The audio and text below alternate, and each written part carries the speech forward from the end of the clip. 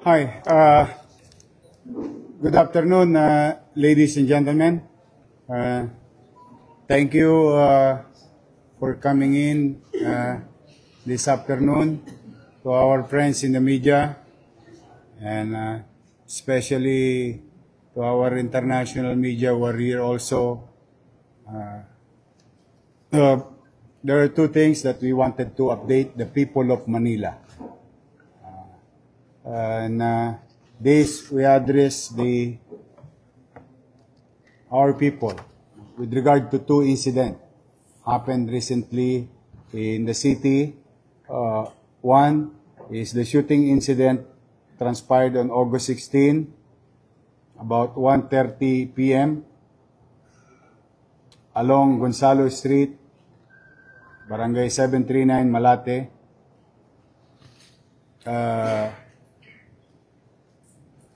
Salamat sa Diyos, buhay yung mga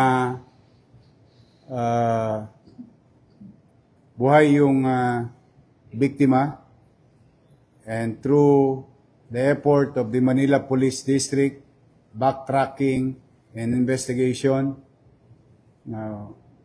we apprehended two suspects and positively identified by the victim.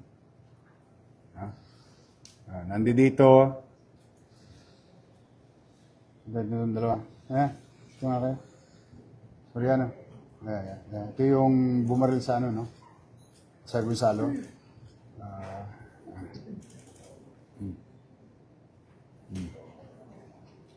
The victim is Rolando San Juan Iabad, who suffered 2 gunshot wounds, one in the face and one in the chest.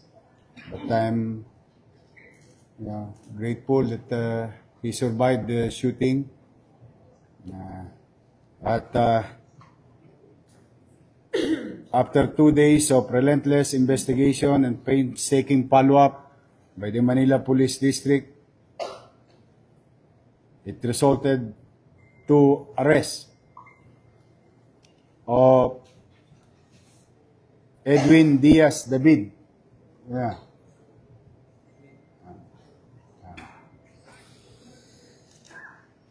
And Hero Macalanda Maroleda. So we're happy to inform the public that this case is solved with the arrest and proper identification of the victim. So that's the first incident recently happened in Manila. Okay, tabi mo na yan. O yun yan. Now, the other one, as we all know,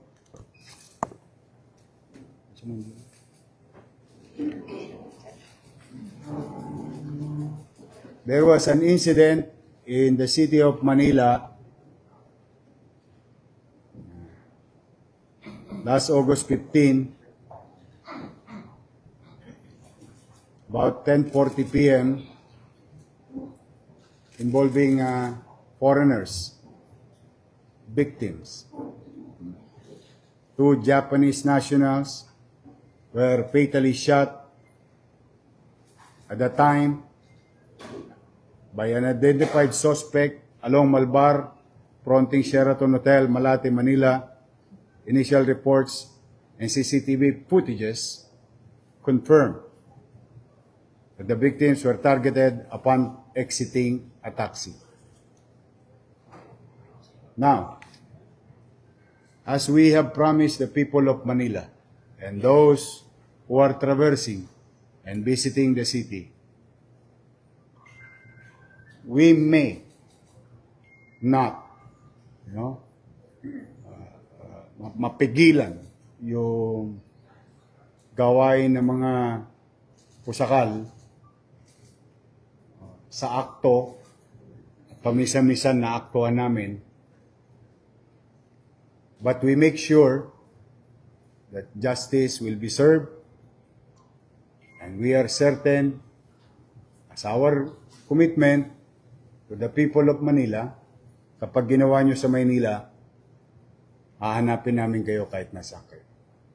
Now, with that commitment, I'm happy to inform the general public and you guys here that through the effort of General Torre, our Chief PNP,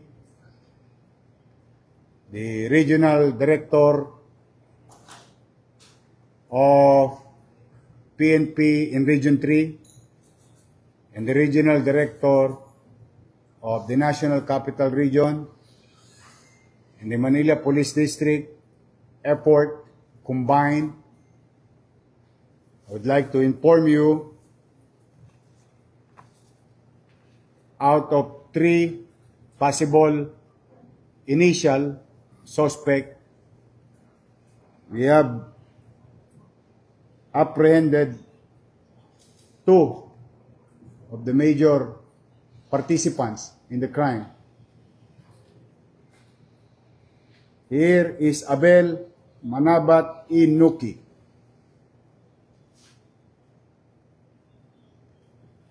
Ito yung guide. Yes, sir. And Albert Manabat Inuki. Shooter. Yes, sir. So, of 2 of at least minimum 3. At least. Because maybe later on we'll go deeper with this shooting incident. 1, to the family of Akinobu Nakayama, 42 years old, from Shizuoka, Japan. And Hideaki Satori, 53 years old. Kami taus-pusong nakikiramay sa pamilya ng mga biktima. I hope this effort, combined effort of the Philippine National Police and Manila Police District and Regional Police and all other men and women behind this investigation and your city government can bring justice to the victims. Now, as I have said, ulitin po namin, nalulungkot kami na meron pa ring sumusubok sa Maynila. But we guarantee you, no matter what, we will not rest until justice is served. I'll give you to our police sa Ligumba if you have other questions. But for the meantime, just like to inform each and every one of you. These are the suspects based on investigation, backtracking of all available datas, visual datas made through the investigation. Pero ba kayong tanong? Okay. Yes. Good afternoon, Mayor Celerina Monte from NHK.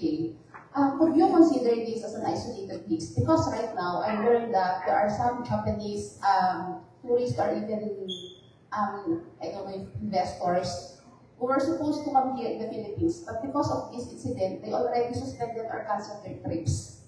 Well, it is a knee-jerk reaction for any investor. Definitely. It's normal. Not only for Japanese, but any other foreigners, for that matter. Talagang, yun ang unang, ayaw na kami dyan. Hindi kami ligtas. Nataon lang na, sabi mo nga, may papasok na Japanese investor sa bansa, and this thing happened.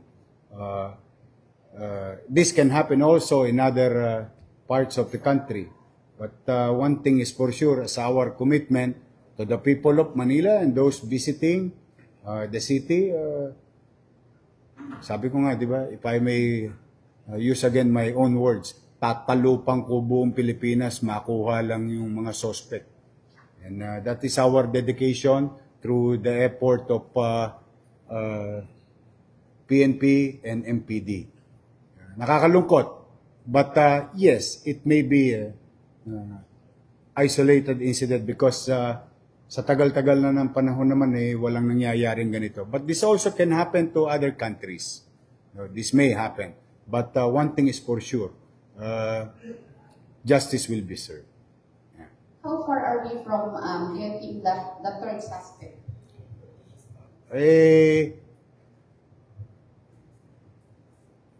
Someday, I think the PNP will update you for the meantime. Kasi we don't want to be sending the message to possible individuals. Properly identified naman na sila. It's just a question of time. Good afternoon. You're next. Yeah. Yes, please. No. Yeah, go ahead. And you're next. Good afternoon, Jonah from Asahi Shimbun. Can you tell us the relationship between the suspect and the victim, sir? Paano sila nagkakilala? Bakit sila magkasama nung gabi na yun? Also, can you tell us if the gunman really did wait in the shadows, waiting for the victims to alight from the taxi? And how are suspects explaining themselves? Did they say anything about their motives, about who hired them to undertake the killings? Thank you. Dito ka na. Dito ka na. No. Pull the chair.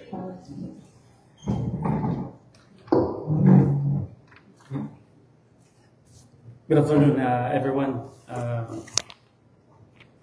Isisahin ko lang yung sagot dun sa question kasi sunod-sunod. So, first and foremost, during the conduct of investigation,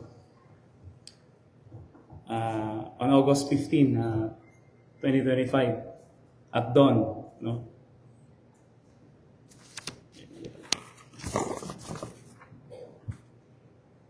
On August 15, at approximately 10:40 p.m., two Japanese nationals were fatally shot by an unidentified suspect along Malvar Street, fronting Sheraton Hotel, Malate, Manila.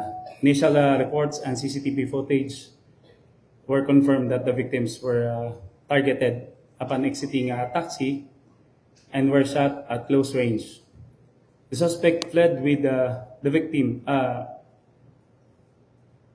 victim's belongings using a Suzuki SkyDrive motorcycle as a getaway vehicle. So based on our backtrackings and efforts to find out the identity of the suspect as well as the identity of the victims, we come up to, we found out through the efforts of intelligence officers from MPD and our police officers in Malate, in Ermita Police Station. So we led to find the whereabouts of these victims first. So initially, nakuha natin yung identity ng taxi na kanilang sinakyan. And then through that, nakuha natin yung witness, yung driver na kasama nila. So tinanong natin kung saan sila nanggaling, yung ating mga victims. So ang sabi ng ating witness, yung driver, ay na-pick up niya ito sa Midas Hotel and Casino. So from that, nag-verify tayo kung meron silang mga iniwang identification cards or passports doon sa hotel na yon. And then tinanong din natin kung kailan dumating itong mga foreigners doon sa hotel. So with that effort, nakuha natin yung identification or passport ng two Japanese national to include the yung identity ng isang nag-guide sa kanila sa Midas Hotel and Casino. So with that, nag-conduct din tayo ng social media exploitations. Hinanap natin itong individuals na nakasama ng ating foreign national at nakita natin yung identity ni Abel Manabat. Nakita rin natin doon yung kanyang address at with that identification, nag-conduct pa tayo ng several exploitation sa social media. Conduct din tayo ng verification sa LTO, yung kanilang sinakyan, verification doon sa motorcycle na kanilang ginamit as a getaway vehicle.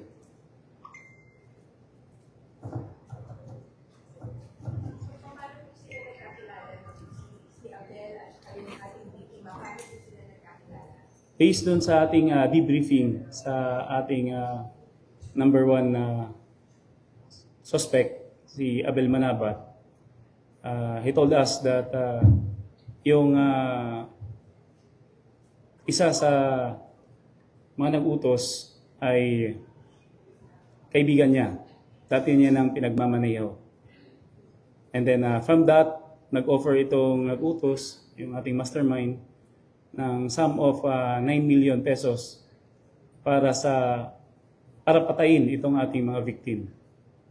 So initially, naghanap ng kasama or mga cohorts si Abel. At kasama dito ang kanyang kapatid na si Albert Manabat.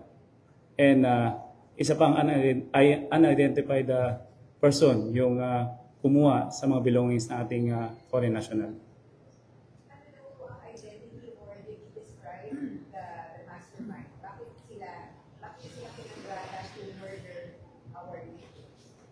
Initial investigation disclosed, itong ating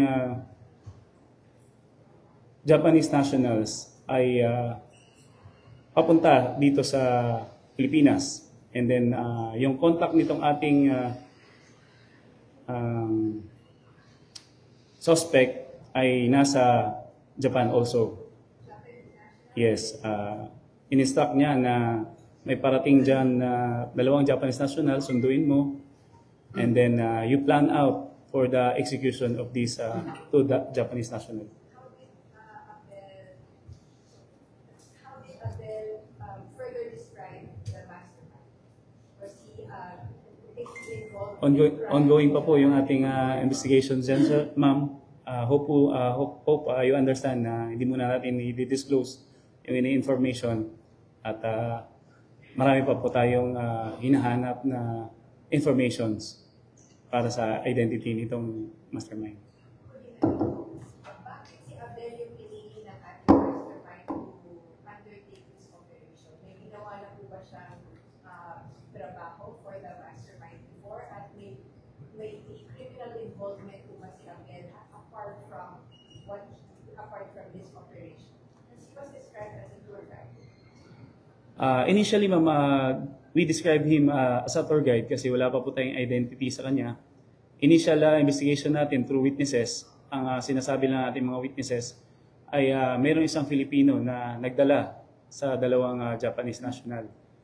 So from that, may mga witnesses na nag-identify sa ating first suspect, and also at that moment, hinahanap din natin kung identified din ng ating mga witnesses yung suspect number 2, yung ating gunman. So, initial investigation disclosed also na before dumating yung ating foreign nationals dito sa Pilipinas, nagkakandak na ng casing surveillance itong grupo nila.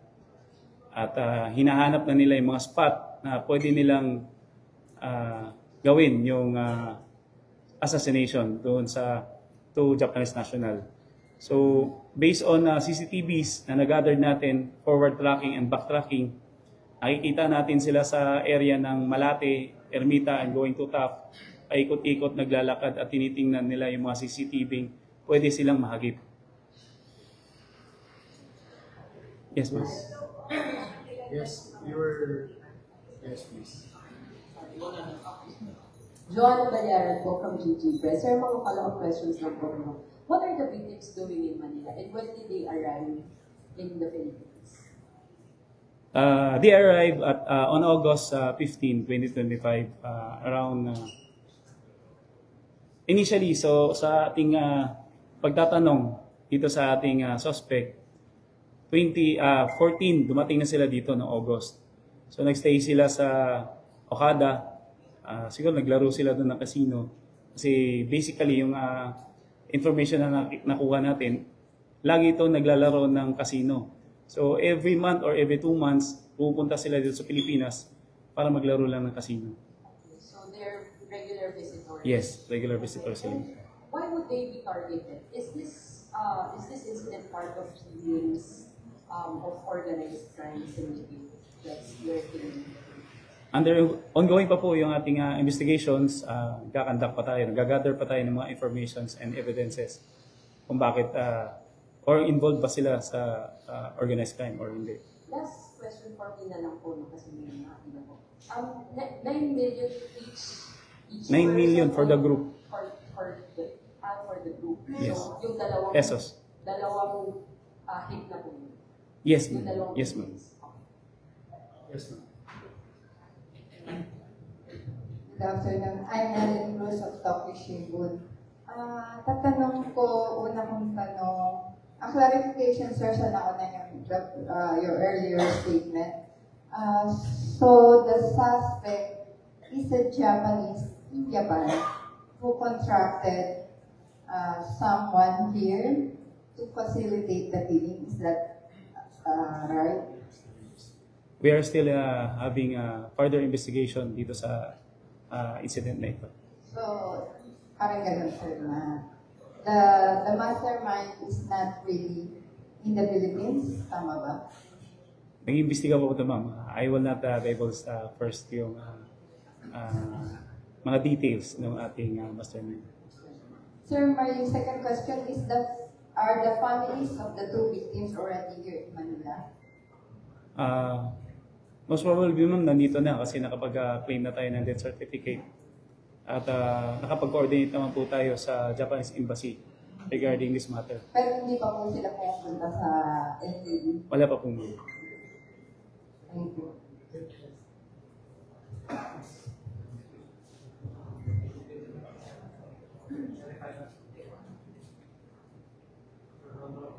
Kyoto News, Japanese News Agency. So yung 9 million, bakit kaya 9 million, hindi 10? And para saan? Insurance money or may utang? May... Ito ay information lang naman nang galing sa ating mga suspect.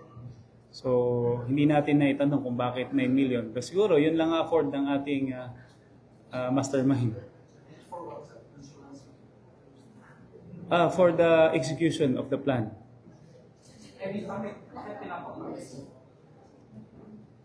Based on our debriefing sa ating suspect, kasi itong suspect natin ay dati lang niyang driver. So, sabi niya, yes. No, ma'am. Here, in the Philippines. Yes, ma'am. Yeah, ma'am. So, lagi niyang hinahire ito as driver. And then, he stated na mayroong problema sa kanila. Siguro may onsehan sa grupo nila. So, yes, ma'am. Sir, yes. We're also still investigating in this matter. Sir, sorry. So, clarify ko lang for the record. Yung Robina Siga from Daily Manila Shimbun from Japanese newspaper. So, yung motive, sir, na-establish natin. Isa sa mga motive natin dito, yung onsehan sa grupo. Anong klaseng onsehan, sir? Not necessarily, hindi pa natin na-disclose kung ano yon. But basically, yun lang naman ang naibigay na information ng ating mga suspect. Related po ba sa gambling? Wala akong idea. No idea. Sir, follow-up question lang, sir. Yung tungkol po dun sa proceedings kanina, yung proceedings tapos nakapay sa prosecutor, can you give us update, sir? Can you share what is the exact case that was filed? Tama ba, sir? Double murder and theft? Yes, also. Yes, ma'am. Double murder, sorry. Murder case, ma'am, for the both of them. And theft. Yes, ma'am. Hi, sir. Peter Ramos po from Uniway Sumabon. Sir, yung tungkol po sa mga suspects, can you give us po information kung anong background nila, business naman kasi sila, ano po yung trabaho po nila sa Japan? Yung ating suspect, ma'am, is not from Japan. Andito po sila sa Pilipinas. So, based on our Yung background, victim, sir. victim po, victim. Initial investigation natin, ma'am, they were just, wala pa tayong initial na nakukuha. Pero based dito sa statement ng ating suspect, isa itong system engineer, yung isa. Yung isa ay wala siyang particular job. Yung si Hideki Satori. Yes, ma'am. Hideki Satori, of 53 years old, from Fukuoka, Japan. Okay, last. Last question, last question. No. Nauna yung babae. Pakisuyo mo lang. Ana Cerezo po, Tokyo Broadcasting. Sir, tatanong ko lang about yung 9 million. Na-receive ba nila yung payment or paano yung terms nila? Wala silang naisabing terms kasi very abrupt yung ating collaboration ng regional Police Regional Office 3, lalo-lalo yung ating regional, yung R2, yung PPO ng Pampanga, also NCRPO, and yung ating MPD na nag-collaborate and investigate on this matter. At abrupt, immediate yung ating response, kaya nahuli kaagad natin sila. So, wala na silang na-disclose kung paano nila paghahatian yung money na yun. Ang initial investigation, initial debriefing natin sila, they said na ang natanggap lang nila yung unang pabayad lang. 10,000. Yes. Sir, yung isang victim, meron siyang tattoo sa ipin niya. Yes, ma'am. The relation ba po sa JP Bravo na grupo? Ongoing pa po, ma'am, yung ating investigation dyan.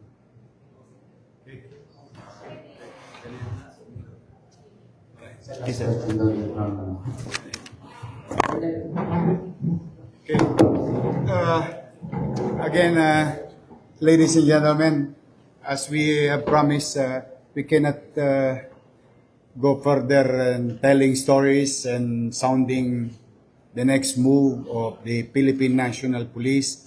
I love to answer, and I like the way you ask question, but it may, baka ma-preempt meron talagang mas malalim pa. That, at least I can assure you that there are somebody else. No. Kaya lamang talaga't pagpapasensyahan nyo na limitado lang yung pwede naming ibigay muna because the embassy, the PNP, the SOJ, the DOJ, the MPD is really looking into this and your city government. But for the meantime, at least we are now on track on resolving the case because the primary suspect involved is now under the custody of the Philippine National Police and properly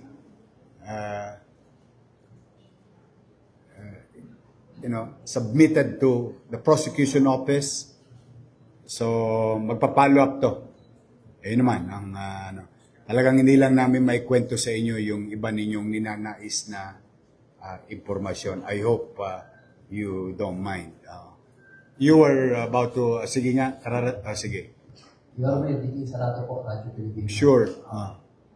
Naitawag po ba ito insidente sa 911 at gaano ba kalaga yung 911 sa ganitong pagkakataon? Well, if you ask me about 911, I guarantee you I was there. And it is effective. I saw it, I tested it, I simulated it personally in the Philippine National Headquarters with General Torre. I saw how it works. When I randomly suggested places in the country, it was done properly according to the target. And it was done also in Manila when we simulated a distress call from a house. And the police And it was, I think, if I'm not mistaken, Mr. Kayabyab, Police Officer Kayabyab, who went to the distress call or the particular space or place at 4 minutes and 37 seconds. That is my experience with regard to your question, 911. So ako, I can only attest on what I have experienced and what the 911 can bring to each and every one of us in case of emergency. So it's running based on my experience. Now, if it is what, ito namang kaso na ito, mabuti lamang with the technology available, mas madaling nare-resolba at mas madaling nahanap ang mga suspect. So, for now, modest assessment is that at least we are now on the right track in resolving fully and getting to the bottom of it. And I like your question, what is the motive behind it? And malalaan din natin yan kalaunan. Kasi I for one, hindi naman pwede magka-involve ng pera kung walang motibo. Tama yung tanong niya kanina. But hanggang doon lang muna kami. No? Yes, please. Good afternoon, Mayor. Logic Akas sa DCRX. Yes, sir. Mayor, after ng incident nung Friday, maraming mga negosyante talaga na alarma sa Of course. sa negosyo na imbis na. Pero after itong arrested na yung mga suspect, ano pong pagkagandahan mo ngayon, Lord? Well, at least we're still in line with our policy. Sabi ko nga sa inyo, the least thing that I can do for Manila for now is maging maaliwalas at panatag ang pamumuhay. So, panatag in such a way that we will put things in right order as much as we can. But then again, hindi mo naman yan mapipigilan basta-basta ang isang masamang tao gumawa ng masama sa kanyang kapwa. But the guarantee of your city government and through the help of MPD and other enforcement unit in the case of maritime, sumisid pa yan. Yan, yung nakuha nating suspect na dalawa, yung tinapon yung motor, sinisid pa ng maritime group natin para makuha yung getaway bike. This is a different story. If you were not here early on, there's kung paano na-resolve yung isang kaso na yun. The guarantee to the people of Manila and to those visiting in the city of Manila is that kapag ginawa nila yung krimen dito, ang ikamamatay nila, puyat. Dahil hindi sila matutulog ng mahimbing. As we promise, we will spend every single cent in our city coffers to apprehend and bring these people to justice.